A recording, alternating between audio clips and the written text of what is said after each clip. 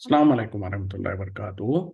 अल-यौम यौमुस-सब्त अशरीन शाबान 1445 हिजरी। आज हफ्ते का दिन है, मार्च की 2 तारीख 2024। इंशाअल्लाह अब हम अपनी कुरान क्लास शुरू करते हैं। आज हम सूरह नजम शुरू करेंगे। ये मक्की सूरत है और कुरान में इसका नंबर है 53 और नुज़ूल के एतबार से 63। यानी कुरान में सीक्वेंसिंग के हिसाब से 53 है और नुज़ूल के एतबार से, नाजिल होने के एतबार से 23 है। 63 नहीं, 23 है। यानी इब्तिदाई सूरतों में से है और इसमें 62 आयतें हैं, 62 आयतें हैं और 3 रुकू है। बिस्मिल्लाहि वल्हम्दुलिल्लाहि वस्सलातु वस्सलाम अला अशरफिल अंबियाई वल मुरसलीन अम्मा बाद फ़अऊज़ु बिल्लाहि मिनश शैतानिर रजीम।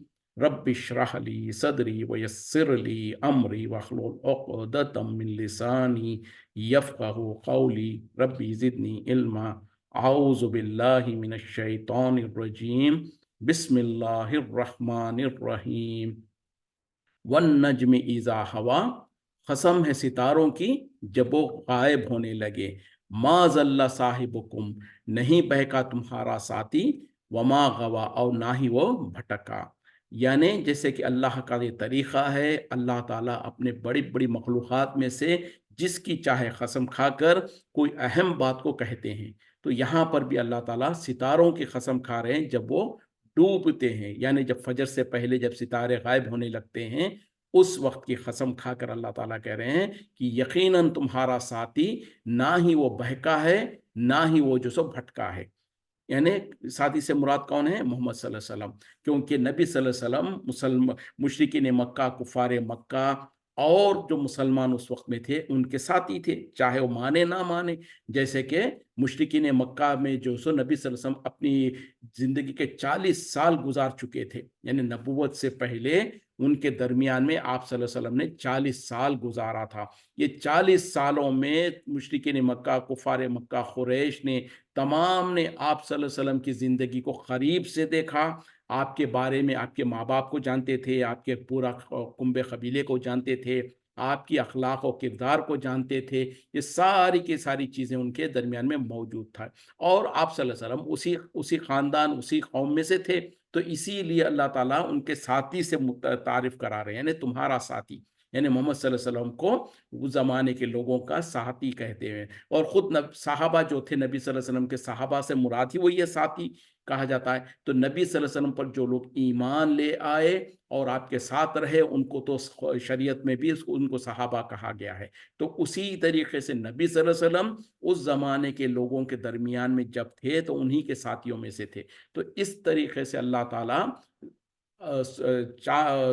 सितारों की कसम जबकि वो गायब होते हैं, ये कसम खा के फिर अल्लाह ताला कह रहे हैं कि यकीनन तुम्हारा साथी, यानी मोहम्मद सल्लल्लाहु अलैहि वसल्लम ना ही वो जो सो बहके हुए हैं, ना ही वो भटके हुए हैं। ये क्यों कहा जा रहा?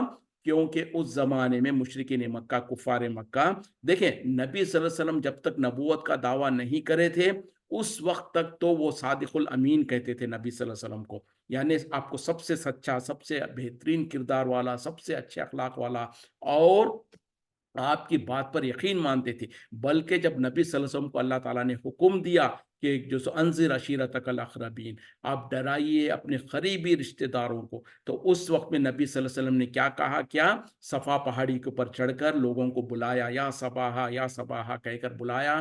तो सब लोग जब इकट्ठा हो गए तो उस वक्त में उनसे पूछा कि क्या तुम मुझको कैसा पाते हो? क्या आपने बल्कि ये कहा कि अगर मैं ये कहूँ कि इस पहाड़ के पीछे एक बहुत बड़ा लश्कर है जो तुम पर हमलावर होना चाहता है, तुम पर अटैक करना चाहता है, तो क्या तुम मेरी तस्दीक करोगे?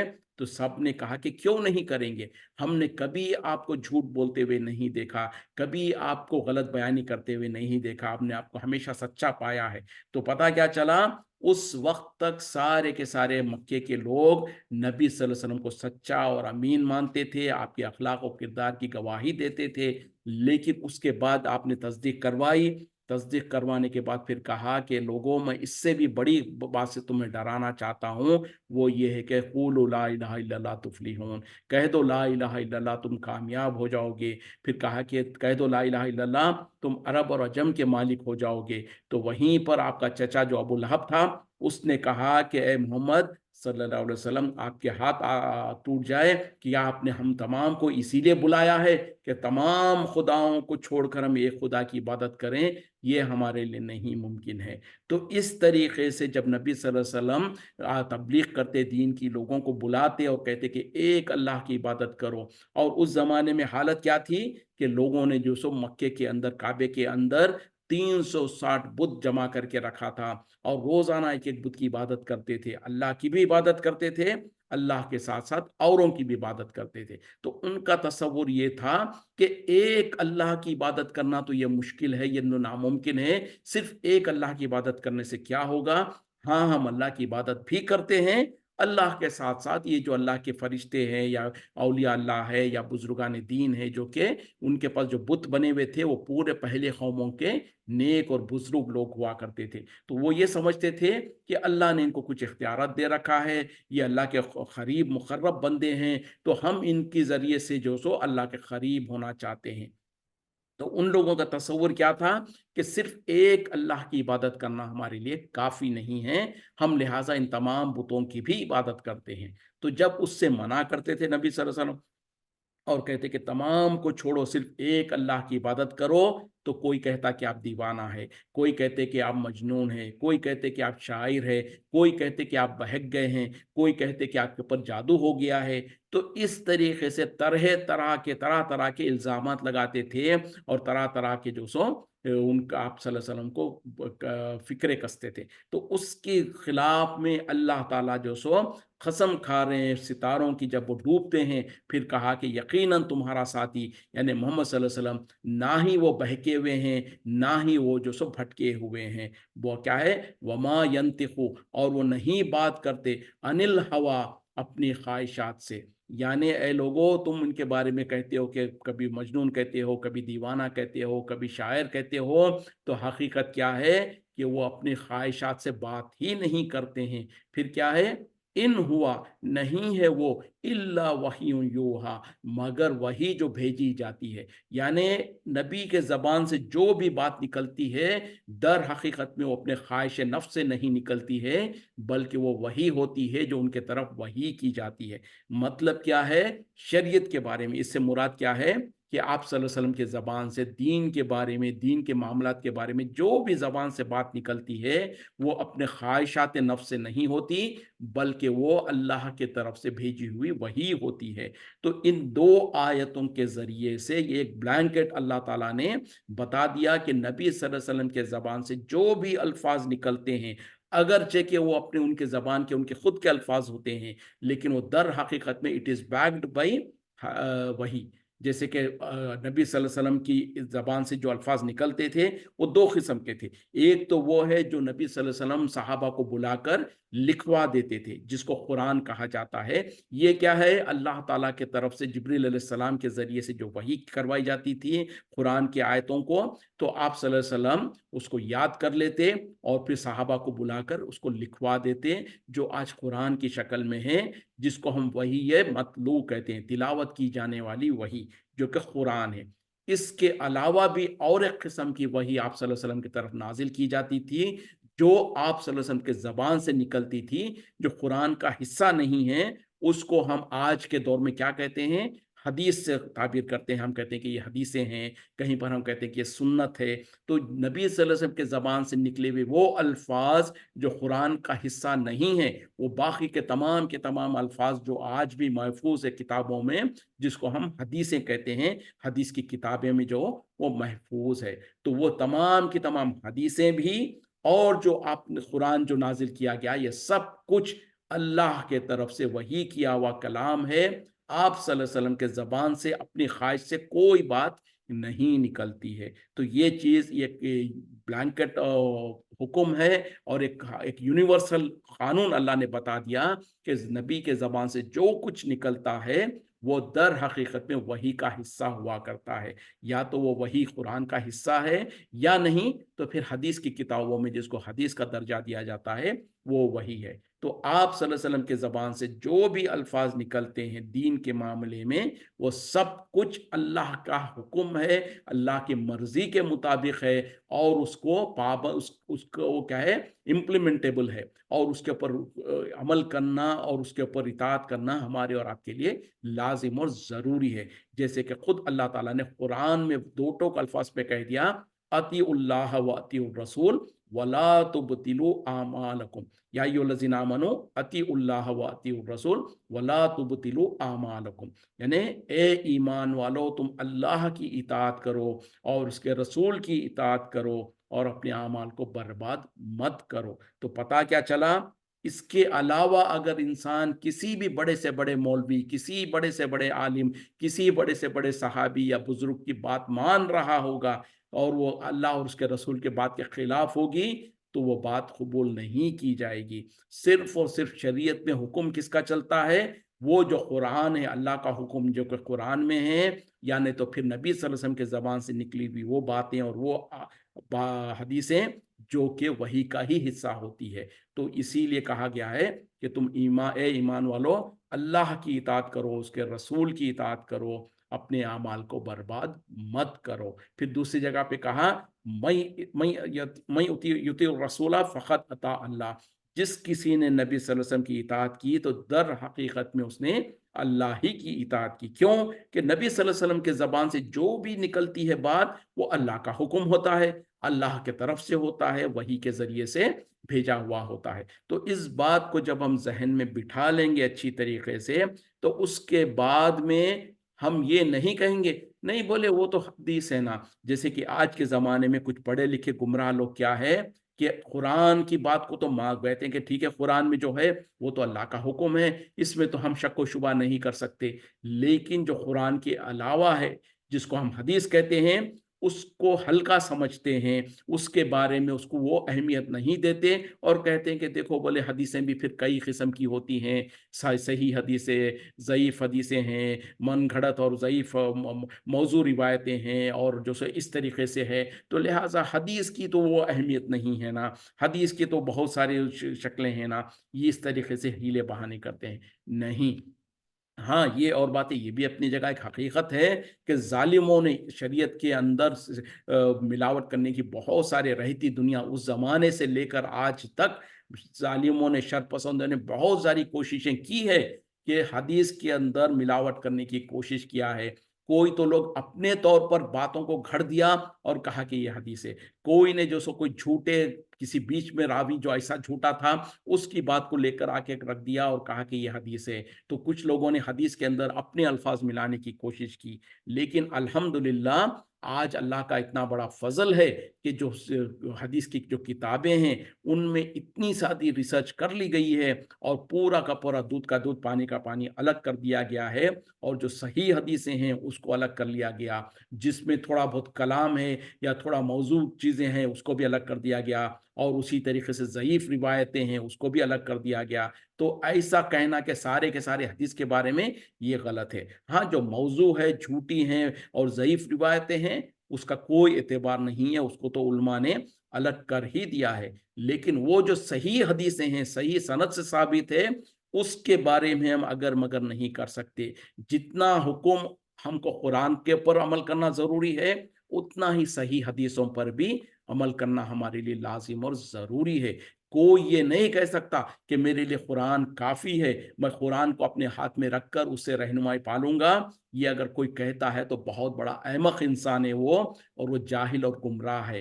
صرف قرآن ہمارے لیے ہرگز کافی نہیں ہے۔ کیوں کہ قرآن میں بہت جگہوں پر صرف اجماعی طور پر اور سرسری طور پر کچھ احکامات بیان کر دیے گئے ہیں، اس کی شرح، اس کی تفصیل اور اس کو پریکٹیکلی کیسے امپلیمنٹ کرنا ہے، وہ تمام کی تمام چیزیں حدیثوں میں ہی ملتا ہے۔ نبی صلی اللہ علیہ وسلم کی زندگی میں آپ صلی اللہ علیہ وسلم نے اس پر کیسے عمل کیا، اور وہ صحابہ جو کہ آپ کے سب سے پہلے مخاطبین تھے، انہوں نے قرآن کی آیتوں کو سن کر اس پر کیسے عمل کیا، وہ بھی حدیث کی کتابوں میں ہی ملتا ہے۔ تو یہ ساری کی ساری چیزیں اسلام کا حصہ ہے، شریعت کا حصہ ہے، اس کو الگ نہیں کیا جا سکتا ہے۔ تو بہرحال یہاں پر اللہ تعالیٰ یہ احساس یہ بتا دینا چاہتے ہیں کہ نبی صلی اللہ علیہ وسلم کی زبان سے جو بھی الفاظ نکلتے ہیں وہ در حقیقت میں آپ کی خواہش نفس کی باتیں نہیں ہوتی ہیں، وہ تو جو سو وحی کا حصہ ہوتی ہیں، اور وہ اس وقت تک زبان نہیں کھولتے جب تک کہ اللہ کی طرف سے وحی نہ آ جائے، اللہ کی طرف سے اجازت نہ مل جائے۔ علمہ شدید القویٰ، اسے سکھلایا ہے وہ ذات جو کہ سخت اور قوی ہے، سخت اور قوی ہے، یعنی ذو مرتن، بہت طاقتور ہے، فاستویٰ، پھر اس نے قصد کیا، یعنی اب یہاں پر جو فرشتہ نبی صلی اللہ علیہ وسلم کے پاس وحی لایا کرتا تھا ان کی تعریف کی جا رہی ہے، ان کا پہچان اور ان کی انٹروڈکشن کیا جا رہا ہے کہ ان کو، یعنی نبی صلی اللہ علیہ وسلم کو جو سکھاتا ہے، جو وحی لے آتا ہے، وہ فرشتہ سخت و طاقت والا ہے، اور وہ جو سو بہت ہی قوت والا ہے۔ اور پھر اس نے قصد کیا، یعنی جبریل علیہ السلام، اس سے مراد حضرت جبریل علیہ السلام ہے۔ تو اللہ تعالیٰ جو نبی صلی اللہ علیہ وسلم تک وحی بھیجتے تھے وہ کیسے آتی تھی؟ جبریل علیہ السلام کے ذریعے سے آتی تھی۔ تو جبریل علیہ السلام، اللہ تعالیٰ کی طرف سے جب وحی جبریل علیہ السلام کو دی جاتی تو جبریل علیہ السلام اس کو لے کر نبی صلی اللہ علیہ وسلم کے پاس آتے اور آپ کو پڑھا دیتے، آپ کو سکھا دیتے، اور اس کے بعد نبی صلی اللہ علیہ وسلم اس کو یاد کر لیتے، اور یاد کر کر جیسے ہی وحی کا سلسلہ ختم ہوتا جبریل علیہ السلام چلے جاتے، نبی صلی اللہ علیہ وسلم صحابہ کو، جو کاتب وحی تھے وہ صحابہ ہمیشہ تیار رہتے تھے، تو ان کو بلاتے اور ان کو بلا کر جو آیتیں یا جو صورتیں نازل ہوتی تھی وہ ان کو پڑھ کے سنا دیتے تھے، تو صحابہ بھی یاد کر لیتے اور ساتھ ہی ساتھ اس کو لکھتے چلے جاتے تھے۔ تو یہ سلسلہ تھا۔ تو یہاں پر جو وحی لے آتے تھے حضرت جبریل علیہ السلام، ان کے بارے میں کہا جا رہا کہ وہ جبرائیل بہت ہی سخت قوتوں والے اور بہت طاقتوں والے ہیں، اور انہوں نے قصد کیا، وَهُوَ بِالْأُفُقِ الْأَعْلَى، جبکہ وہ آسمانوں میں بلند ترین جگہ پر تھے۔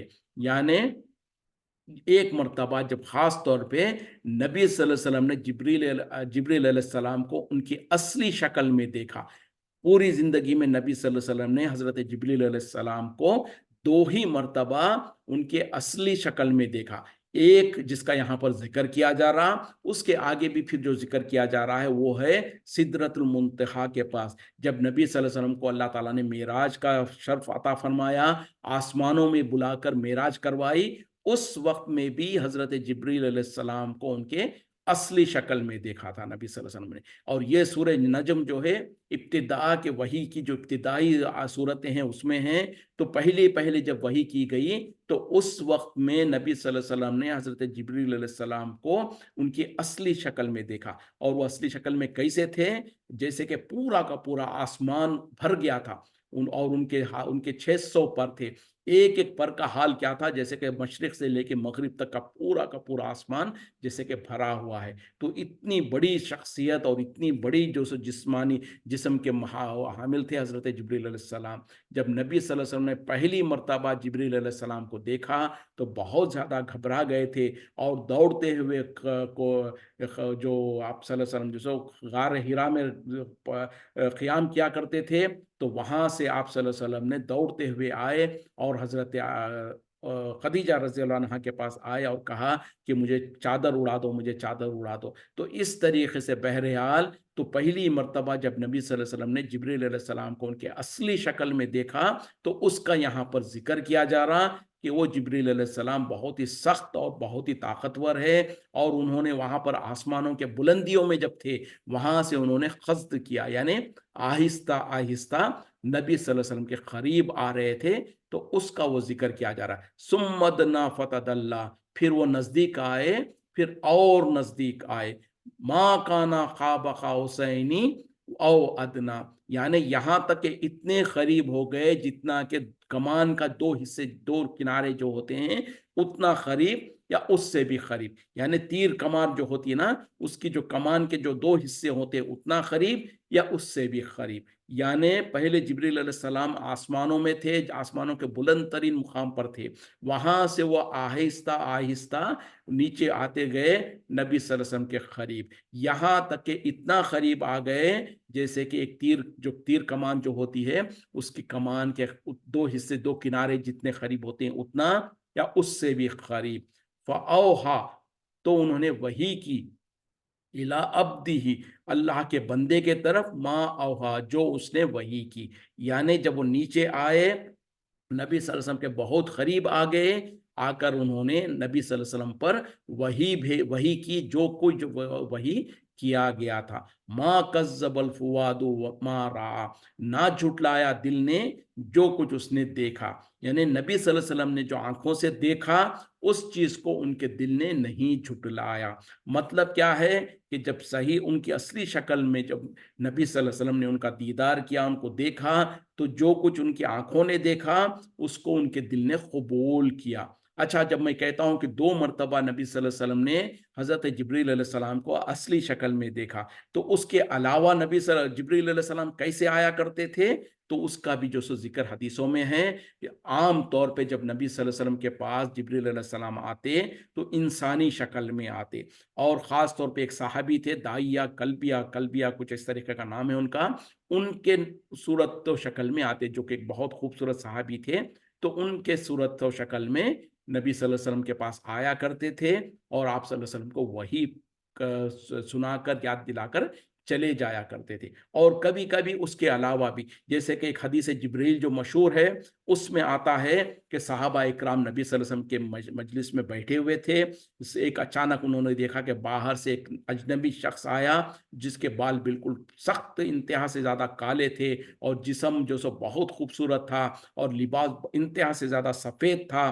جو ان کے حضرت عمر رضی اللہ عنہ نے جو اس کے راوی ہے وہ کہتے ہیں کہ اس انسان کو ہم نے پہلے کبھی نہیں دیکھا تھا. تو وہ انسان آئے، سیدھا نبی صلی اللہ علیہ وسلم کے قریب آئے، نبی صلی اللہ علیہ وسلم کے سامنے آمنے سامنے بیٹھ گئے، آپ صلی اللہ علیہ وسلم کے رانوں پر اپنا ہاتھ رکھا، پھر اس کے بعد نبی صلی اللہ علیہ وسلم سے سوال کرنے لگے. جب نبی صلی اللہ علیہ وسلم سوال کا جواب دیتے تو کہتے کہ آپ نے سچ کہا. تو جبریل حضرت عمر رضی اللہ عنہ کہتے ہیں کہ ہم کو حیرانگی ہو رہی تھی کہ یہ کون شخص ہے. سب سے پہلے تو ہم اس کو پہچانتے نہیں، یعنی مدینے کا شخص نہیں لگتا، کیونکہ مدینے کے لوگ وہ نبی صلی اللہ علیہ وسلم صحابہ ان کو جانتے تھے.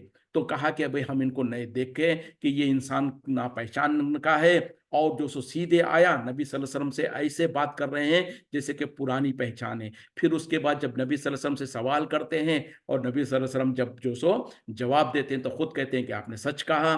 تو بہرحال وہ کچھ سوالات کر رہے تھے، نبی صلی اللہ علیہ وسلم جواب دے رہے تھے. اس کے بعد وہ شخص اٹھا اور چلا گیا. تو عمر رضی اللہ عنہ کہتے ہیں کہ ہم ان کا پیچھا کرے تو دیکھا کہ تھوڑی دور وہ جانے کے بعد تھوڑی دور تک چلتے گئے، پھر وہاں سے وہ غائب ہو گئے. تو نبی صلی اللہ علیہ وسلم نے پوچھا کہ جانتے ہو کہ وہ کون تھے؟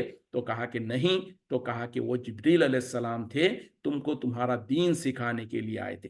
تو اس طریقے سے لوگوں کے درمیان میں وہ ایک انسان کے شکل میں آئے اور لوگوں نے ان کو نہیں پہچانا. پھر بعد میں نبی صلی اللہ علیہ وسلم نے کہا کہ وہ در حقیقت میں جبریل علیہ السلام تھے. تو اس طریقے سے عام طور پر جبریل علیہ السلام انسانی شکل میں آیا کرتے تھے، لیکن آپ صلی اللہ علیہ وسلم کو ایک مرتبہ دنیا میں آپ نے ان کو اصلی شکل میں دیکھا. پھر اس کے بعد آسمانوں میں جب معراج کروائی گئی تھی تو وہاں پر سدرۃ المنتہا کے پاس پھر دوبارہ جبریل علیہ السلام کو ان کی اصلی شکل میں دیکھا تھا.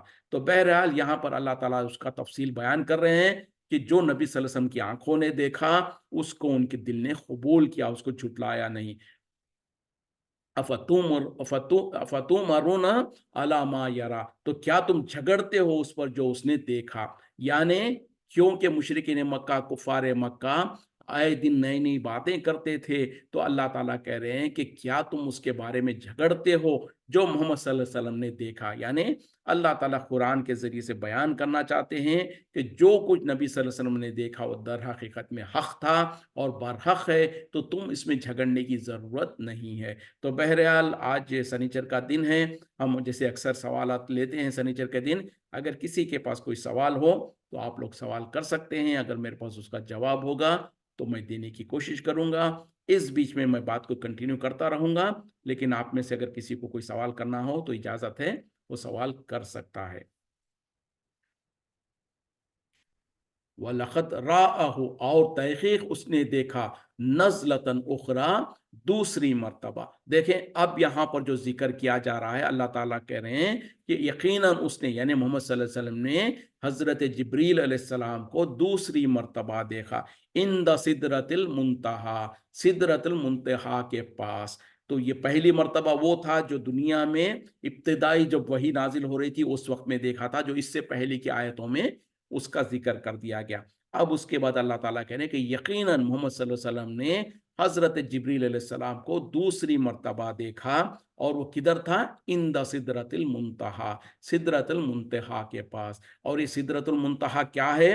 یہ ایک جھاڑ ہے, سدرا کہتے ہیں در حقیقت میں بیری کے جھاڑ کو. تو یہ چھٹے آسمان پہ یا ساتویں آسمان پر ایک درخت ہے جس کو سدرۃ المنتہا کہا جاتا ہے, یعنی ایک بیری کا درخت ہے. وہ ایک ایکسٹریم لمٹ ہے, وہیں تک فرشتوں کی رسائی ہے. حضرت جبریل علیہ السلام کی بھی اینڈ وہیں تک ہے. یعنی جب اللہ تعالیٰ کی طرف سے وحی آتی تو جبریل علیہ السلام سدرۃ المنتہا کے پاس جا کر کھڑے ہو جاتے ہیں, تو وہاں پر ان کو جو سو اللہ کی طرف سے وحی نازل کی جاتی, تو اس وحی کو لے کر وہ نبی صلی اللہ علیہ وسلم کے پاس آ کر وحی کرتے. تو یہ وہ جگہ ہے جس کے آگے جانے کے لیے کسی کی اجازت نہیں ہے. تو یہ سدرۃ المنتہا ہے, یعنی وہ بیری کا درخت جہاں پر اینڈ ہوتا ہے تمام مخلوقات کا. اس کے آگے صرف اللہ کی ذات ہے اور اللہ کا جو سو وہ ہے. تو بہرحال وہاں تک جبریل علیہ السلام بھی اسی جگہ تک جا سکتے ہیں, اس کے آگے آپ کی بھی رسائی نہیں ہے. تو وہاں پر اللہ تعالی نبی صلی اللہ علیہ وسلم نے حضرت جبریل علیہ السلام کو دوسری مرتبہ دیکھا, جس کا یہاں پر ذکر کیا جا رہا ہے. اندہا جنت الماوا, اس کے نزدیک ہے جنت الماوا. تو ٹھیک ہے, اب پہلے سدرۃ المنتہا ہم سمجھ گئے, تو اللہ تعالیٰ کہہ رہے ہیں کہ وہی سدرۃ المنتہا کے پاس ہی جنت الماوا ہے, یعنی وہ جنت جس میں حضرت آدم علیہ السلام کو رکھا گیا تھا, اور وہی جنت جس میں انشاءاللہ ہم اور آپ تمام آخرت میں جب قیامت قائم ہوگی, حساب کتاب ہوگا, تو اللہ تعالیٰ تمام مومنوں کو, ایمان والوں کو جنت میں جگہ دے گا. تو وہ جنت وہیں پر سدرۃ المنتہا کے پاس ہے. تو اچھا, اب یہاں پر یہ جتنی بھی ذکر کیا جا رہا ہے نا, اس میں جیسے کہ ہم بھی سیاق کو دیکھ کر بھی سمجھ سکتے ہیں کہ اللہ تعالیٰ اس ملاقات کا ذکر کر رہے ہیں جو حضرت جبریل علیہ السلام اور نبی صلی اللہ علیہ وسلم کے درمیان میں تھی, اس کو ذکر کیا جا رہا ہے. لیکن ہمارے ملکوں میں خاص طور پہ کچھ برے مولویوں نے اس کو تعبیر کرنے کی کوشش کیا ان آیتوں کو اور اس کا ذکر کو لے کر, کہ در حقیقت میں اس میں ذکر ہے نبی صلی اللہ علیہ وسلم کی ملاقات اللہ سے, اور اللہ کے ساتھ جو نبی صلی اللہ علیہ وسلم کی ملاقات ہوئی, اور یہ دعویٰ کرتے ہیں کہ نبی صلی اللہ علیہ وسلم نے اللہ کا دیدار کیا, اور لہٰذا یہ آیتوں کو اس کی تعبیر کرتے ہوئے اس کے طرف منسوب کرتے ہوئے کوشش کرتے ہیں کہ اس سے یہ ثابت کریں کہ نبی صلی اللہ علیہ وسلم نے اللہ کا دیدار کیا اور اللہ کو دیکھا. تو در حقیقت میں یہ بالکل بے بنیاد تعبیر ہے, اور اس میں کہیں پر بھی یہ ثابت نہیں ہو رہا ہے کہ یہ اللہ تعالیٰ کے بارے میں آیتیں ہیں, بلکہ واضح طور پر ہے, اور اس سے ثابت ہو رہا ہے کہ در حقیقت میں یہ حضرت جبریل علیہ السلام کے بارے میں ہیں. اور جبریل علیہ السلام کو جب نبی صلی اللہ علیہ وسلم نے دنیا میں ایک مرتبہ دیکھا تھا, پھر دوسری مرتبہ سدرۃ المنتہا کے پاس جب آپ کو معراج کروائی گئی تھی اس وقت میں دیکھا تھا. تو ان آیتوں میں اسی کا ذکر ہے, نہ کہ اللہ سے جو ملاقات ہوئی. اچھا, نبی صلی اللہ علیہ وسلم کی جب معراج میں اللہ سے جب ملاقات ہوئی تو وہ کیسے ہوئی؟ آپ صلی اللہ علیہ وسلم نے اللہ سے گفتگو کی, آپ صلی اللہ علیہ وسلم نے اللہ سے بات کی, لیکن آپ صلی اللہ علیہ وسلم نے اللہ کو نہیں دیکھا, آنکھوں سے بالکل براہ راست نہیں دیکھا. کیوں؟ کہ اس کی دلیل وہی ہے جو قرآن میں بھی اللہ تعالیٰ نے کہا, جب موسیٰ علیہ السلام نے جو سو خواہش کیا تھا کوہ طور پر کہ اے اللہ میں تجھے دیکھنا چاہتا ہوں, تو اللہ تعالیٰ نے کہا کہ لن ترانی, تم مجھے ہرگز نہیں دیکھ سکتے. تو پتا کیا چلا, ایک عام قانون تھا جس کو اللہ تعالیٰ نے ذکر کر دیا موسیٰ علیہ السلام کے سامنے کہ اے موسیٰ، نہ ہی تم نہ ہی کوئی اور دنیا کی آنکھوں سے اللہ کا دیدار نہیں کر سکتے۔ پھر اللہ تعالیٰ نے جب موسیٰ علیہ السلام کو کہا کہ ٹھیک ہے، اگر تم اصرار کرتے ہی ہو تو میں اپنھی تھوڑی سی تجلی اس کوہ طور پر ڈالتا ہوں، اگر وہ اپنی جگہ قائم رہ گیا تو یقیناً تم مجھے دیکھ پاؤ گے۔ پھر جیسے کہ وہ واقعہ ہم پڑھ چکے ہیں، جب اللہ تعالیٰ نے اپنی تجلی کو کوہ طور پر ڈالا تو راکھ بن جل کے راکھ ہو گیا اور موسیٰ علیہ السلام بے ہوش ہو گئے۔ جب موسیٰ علیہ السلام کو ہوش آیا تو آپ نے کہا کہ یا اللہ، میں توبہ کرتا ہوں، یقیناً میں جو سو اس بات سے میں غلط فہمی میں تھا۔ اسی طریقے سے جب نبی صلی اللہ علیہ وسلم کو معراج ہوئی، اس کے بعد جب آپ واپس آئے اور صحابہ اکرام کے سامنے جب معراج کا واقعہ بیان کیا تو صحابہ نے پوچھ لیا، کیا نبی صلی اللہ علیہ وسلم آپ نے اللہ کا دیدار کیا؟ تو نبی صلی اللہ علیہ وسلم نے کہا کہ اس کو کیسے دیکھا جا سکتا ہے، وہ تو نور ہے اور اس پر نور کے پردے ہیں۔ تو بہرحال یہ صحیح مسلک اور صحیح عقیدہ یہی ہے کہ نہ ہی موسیٰ علیہ السلام، جیسے موسیٰ علیہ السلام نے اللہ کو اپنی آنکھوں سے نہیں دیکھ پائے، نبی صلی اللہ علیہ وسلم نے بھی زندگی میں اللہ کو اپنی آنکھوں سے نہیں دیکھا۔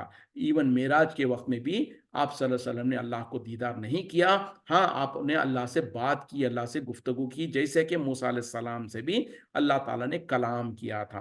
اس کے بعد نبی صلی اللہ علیہ وسلم نے کہا کہ کل قیامت میں جب جنتی جنت میں چلے جائیں گے، اس کے بعد جو سو اللہ تعالیٰ جنتیوں کو اپنا دیدار کروائے گا، اپنا جو سو وہاں پر جنت میں اللہ تعالیٰ جو سو اپنا دیدار جنتیوں کو کرائے گا۔ وہ جنت میں جب انسان جائیں گے تو اس وقت میں وہ آنکھیں بھی اور ہوں گی، اور وہاں پر ان آنکھوں کو وہ سکت اور وہ طاقت ملے گی کہ اللہ کو دیکھ سکے۔ تو بہرحال دنیا کے اندر نہ ہی نبی صلی اللہ علیہ وسلم نے اللہ کا دیدار کیا، نہ ہی موسیٰ علیہ السلام نے کیا، اور اس کے علاوہ کسی نے بھی نہیں کیا۔